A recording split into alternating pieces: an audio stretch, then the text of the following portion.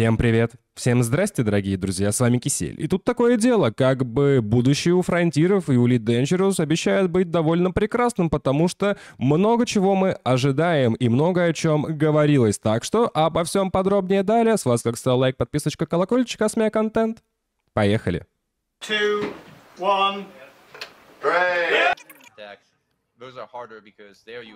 Гигантское количество контента, нововведений и интерьеры корабля — это не все. Можно будет даже прятаться на корабле противника у него в грузовых стеллажах среди груза и потом украсть корабль. Либо раскурочить корабль снаружи ракетами, каким-либо другим вооружением. Корпус делает вот так, вы то залезете, что-то сопрете, либо сопрете корабль.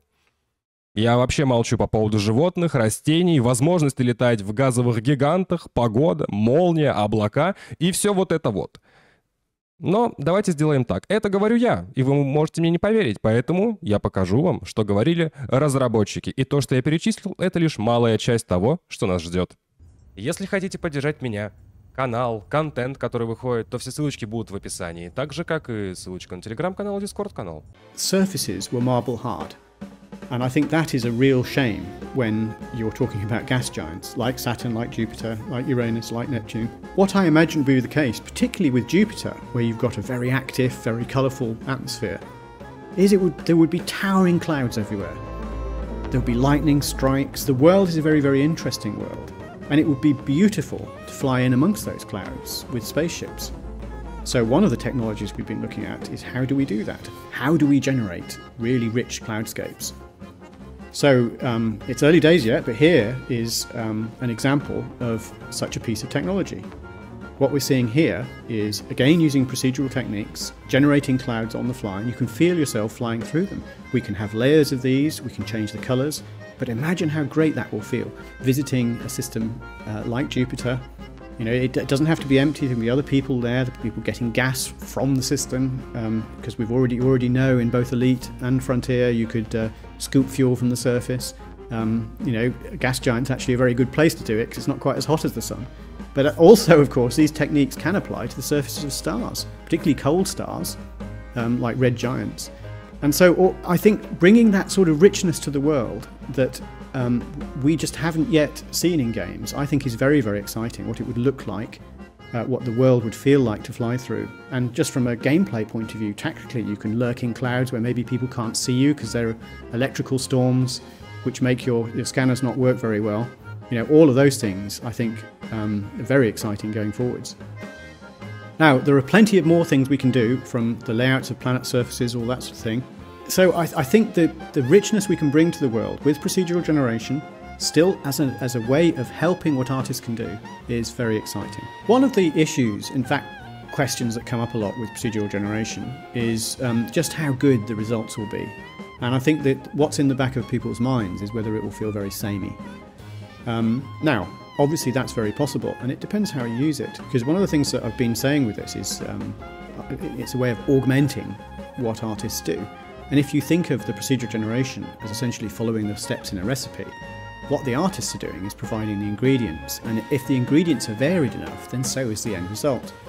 So if you compare, for example, a national park in the US, like slightly weird looking cacti, big boulders all placed around the place in what looks like a very strange way, but incredibly beautiful. Compare that with, say, a national park in the UK, where you've got mature oak trees, very, very different feel to it, different colour palette, to how it works, different shape of the landscape. They could both be done by the same technique, but look completely different. And it's the content that comes from the artist that makes it feel different. That's true however it's done, whether it's layouts of planets, cloudscapes, what's in there. And so I think that is what provides the richness and the range, and that's what we intend to do here. So I think used carefully, used well, the results can be really good, and that's how we plan to do it.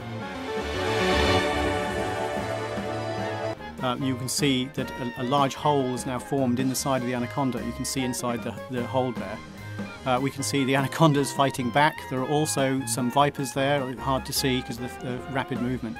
What you can see here is after the battle, some of the damage to the anaconda. This anaconda isn't dead, but obviously very, very badly damaged. You can see steam leaking out of pipes, you can see smoke, fire electricity arcing, all of this sort of thing. And you can see inside what is a large cargo hold. Actually, to be honest, in this one it didn't have cargo in the first place, but in the final game you'll see bits of cargo still remaining in the hold. A lot of the cargo will have spewed out during the decompression when the explosion happened and will have been scooped up by the attackers. Some will be floating around the area. The whole, I mean, eventually you'll be able to see from inside this, you're going to walk around this, you'll see this being unloaded. This is designed so that all of the cargo tessellate, so that they touch each other well, but there's also room for them to be offloaded, which will happen automatically. What you can see is the damage on the ship is quite serious. Obviously that's because this damage is mostly to the hold. The engines are still okay, but obviously the shields are down. This ship will cost a lot to be repaired, but we've already said there will be insurance policies that cover that. We'll work out the details of how those will work, but what we're trying to do is get it such a way that you will be able to continue the game, but you will be able to have had this great adventure. So the idea with this is we've looked at the game, we've looked at what the game is that we need to be able to achieve what we want. We've also looked at where it can go after the first release, and that's what we've been talking about a lot. Now, one of the questions people have been asking a lot about, for example, is landing on planets. Now, yes, we're going to have landing on planets, but there is a lot of detail that's really important. So, for example, if you were to then have a follow-up question, what will be there when you land on the planet? That's what's been concerning us a lot. If you imagine every planet, when you get down to the surface, is just a differently coloured height map, that would be very, very disappointing, even with lovely atmospheric effects. What I want to see down on the planet is interesting things. Cities, scapes, even animals, life, trees, being a big game hunter, all of the things that we've been very, very excited about for a long time, we want to be able to realise. And the amount of work to create those things is so huge. We want to do it properly. What's really important is we do each of these things really well. So that sort of thing will not be included on day one. We don't want it to be a dull experience where you just go down, you get essentially exactly the same experience wherever you land.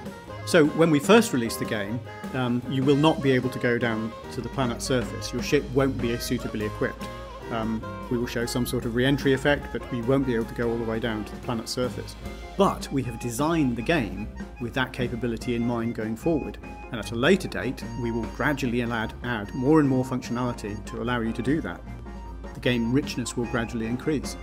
Another example that we've built into the structure of the game is ship interiors. Now, a lot of people have seen, you've seen that we're designing all the ships with the interiors in mind, how the cargo is unloaded, all of that sort of thing. How damage occurs, and that's because that another thing that we are doing, again down the line, is that you will be able to walk around inside your ship, you'll be able to get out of your ship, walk around inside space stations, other vehicles, all of that sort of thing. We've shown the damage on the ship, the damage models. Imagine looking at that from inside the ship outwards, seeing your cargo flying out into space, seeing the flames, trying to fight them. All of those things that we plan with time, they won't be at the first release because we want to do them right, we want to do them well. All of these will be done as updates, and I'll talk some more about that in a second, but the point really is that we want to do it well, but the game has to be structured in a way to allow it from the start. So we're designing the ships so that they work that way, and so that when we come to do it, it's not a problem. When we come to show all of these elements, walking around the ships, walking into other people's ships potentially stealing them, we have got in mind all of the things, all of the gameplay, the really rich gameplay that entails.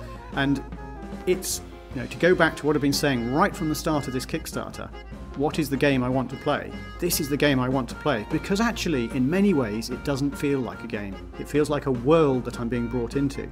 And with each of these subsequent updates, we expect that world will get richer and richer, and more of the things that we are excited about will be there.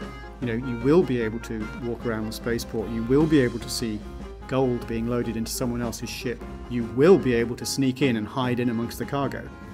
All of those things are phenomenal gameplay opportunities, where that ship might actually be the ship of another player. So just think where that all ends. All of these things I think we need to do right. It would be very easy to do them very poorly, and that would be my fear.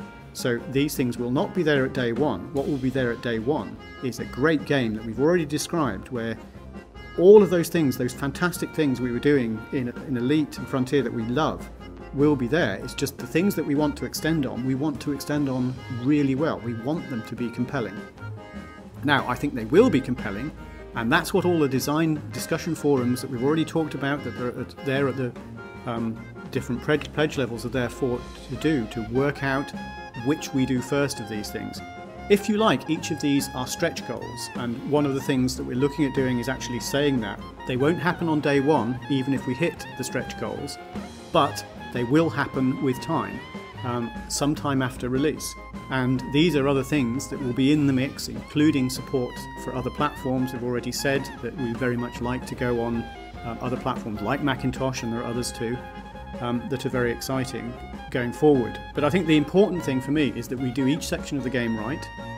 We do it in a way that doesn't cause problems for the players. We do it in a way that builds on what we've had before. And to me, that's what really matters in the game, that it is the game that we all want. And I think this is the way that we achieve that. This is what makes me really excited. It means that what can happen with all of these things is they can create unnecessary delays as well. We think, oh, we can't go now because such and such a planet isn't right yet. What we can do, and I think is perfectly acceptable to do, is close off areas until we're happy that that's great. So there's another part of this plan, is we are planning to reserve, as a percentage, tiny areas of the galaxy for future expansion. We don't even know yet what we're going to put there, but it allows us to put whole new exciting things to be discovered at a later date. If you get there as an exploring player, what will happen is it will say, oh, you can't go here, and I'm sure there will be a lot of people that map these regions with time and produce maps of where there's a sort of a cutout that's been reserved for something exciting in the future. But ironically, that's all part of the excitement. You know, we have that.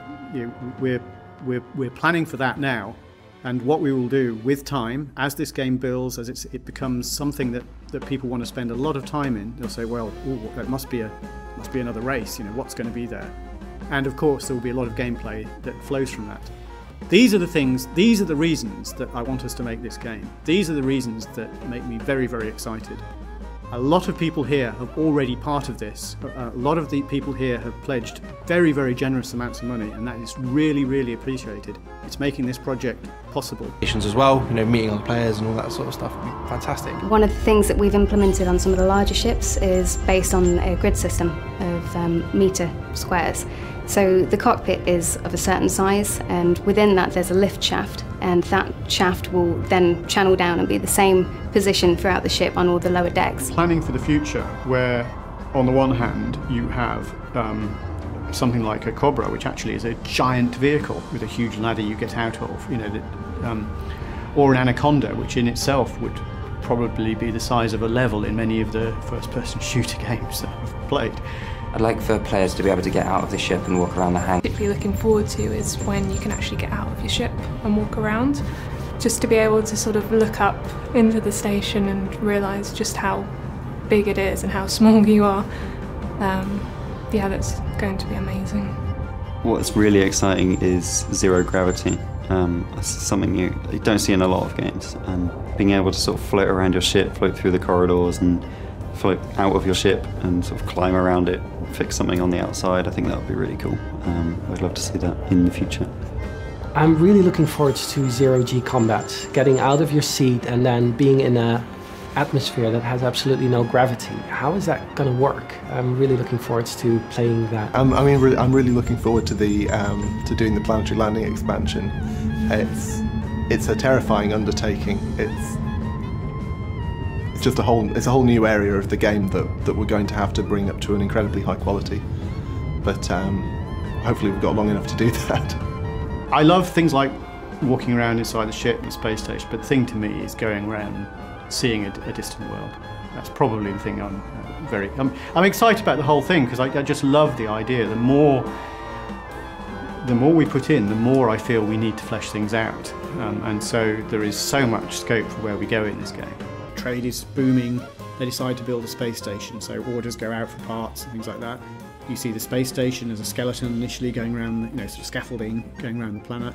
You see it get more filled in, and eventually, with time, you see they start fitting it out, so orders for the kit that goes inside it goes out. So at some point, this space station will be complete, and all various surrounding dignitaries from the surrounding area will want to be brought in. So these will all be mission contracts for players to take up. El Presidente himself will want to do the opening ceremony, so he will be brought in. You won't actually see the opening ceremony, but all this activity will be going on around the station. Now, a lot of these dignitaries are probably not very widely liked, because that's the sort of world we're imagining, so there will also be assassination contracts out on some of them. And you may find you're actually carrying one of these dignitaries who is up for being assassinated, so you need to also bear that. А у меня на этом все. Всем спасибо за ваши просмотры, лайкосики, подписочки, донатики и все это прекрасное. В описании под видео все возможные ссылочки, плейлисты, социальные сети, помощь каналу. С вами был Кисель. Всем до встречи и пока-пока. Увидимся с вами завтра. Ну или сегодня на стриме, если он будет. До встречки.